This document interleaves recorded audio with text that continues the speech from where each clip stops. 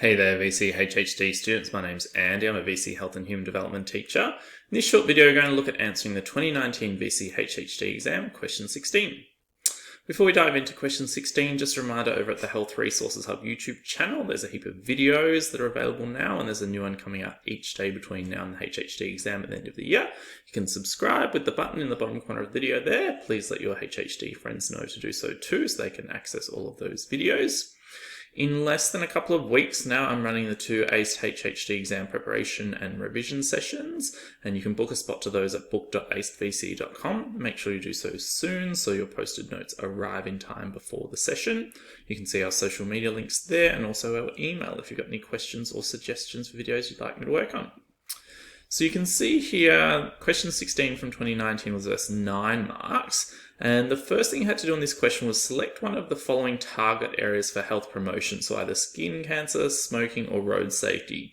So you remember, hopefully in Unit 3, Area of Study 2, at school you would have chosen one of these as your focus and you would have completed some questions on that most likely in your SAC.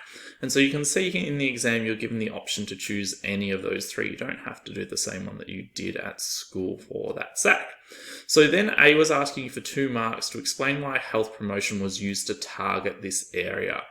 And so for those 3 areas, there's some similar reasons why they're targeted, for health promotion. So each of those contributes significantly, to mortality and morbidity in Australia. Each of them has significant economic costs on the Australian economy because of time spent in, for example, healthcare as a result of injuries, from those particular health promotion areas.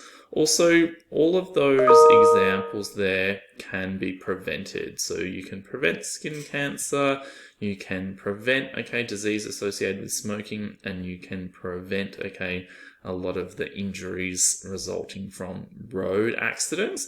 And so that's also an example of why they're targeted, because changing actions in those particular areas can lead to improvements in health outcomes. So you can see here, it was then asking you to identify a health promotion program that focuses on the selected target area, and they gave you a line there for naming that health promotion program. You didn't get a mark for just naming it, but B was worth 4 marks and asked you to describe how the implementation of this health promotion program reflects 2 action areas of the Ottawa Charter for Health Promotion. So make sure for whichever of those health promotion areas you've chosen going into the exam, you know a health promotion program, and make sure that it reflects, 2 or 3, if not 4 or 5, of the Ottawa Charter action areas, because you could get a question like this one.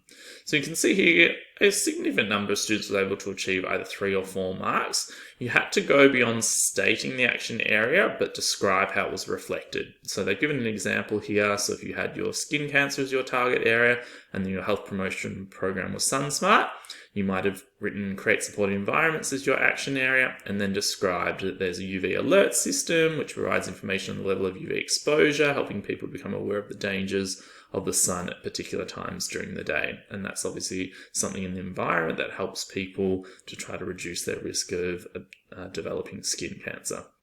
So make sure that you go through, your programs and be able to link those to action areas of the Ottawa Charter.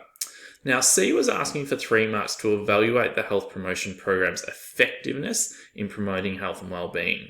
So there's kind of 2 parts to that question. You have to do a bit of an evaluation of the program that you've just mentioned previously in terms of why it's likely to be effective, and link that to a dimension of health and well-being to achieve 3 marks. So you can see here there's quite a long description in the examiner's report for the answer to this question. And that's because you might be wondering, well, how do we evaluate the effectiveness of a program? And you can see here there's a range of criteria that would have been accepted in this exam for evaluating the effectiveness of a program. So you could have talked about actual improvements that you knew happened from this program, but you could have also talked about potential improvements. And what that means is you could have said, if people participated in this program, then this is what's likely to have happened for them. You could have also mentioned the features of effective programs. You might think that they're just relevant to Unit 4, but you could have also applied those to this question.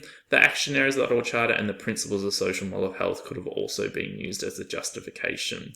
So you'll see there it says many responses did not provide enough detail about why the particular aspect of the program assisted in making it effective. Okay, often students just link to dimensions of health and well-being without saying why it was actually effective. So just make sure if that kind of question comes up again, that you're able to do that. You see they've given an example of a high scoring response, once again, for that target area of skin cancer. And so they mentioned that SunSmart focused on education, which was able to raise awareness of skin cancer and change Victorian sun protection behaviours. They've mentioned there, since it was launched, there was a decrease in the number of proportion of Victorians likely to have tan, and more people were using sun protection methods, okay? And then they linked that into melanoma and rates of skin cancer, and so that's, I guess, what was accepted there as their link to the physical dimension of health and well-being, because they're talking about disease there. So just make sure that you've had a go at that question, because it's quite a tough question, but a good one to practice in the lead up to your exam. Okay, hopefully you found that useful. Just a reminder, Health Resource Hub YouTube channels there, ACE HHD exam revision sessions, as I said, coming up in a couple of weeks, and our social media links and our email. Thanks so much.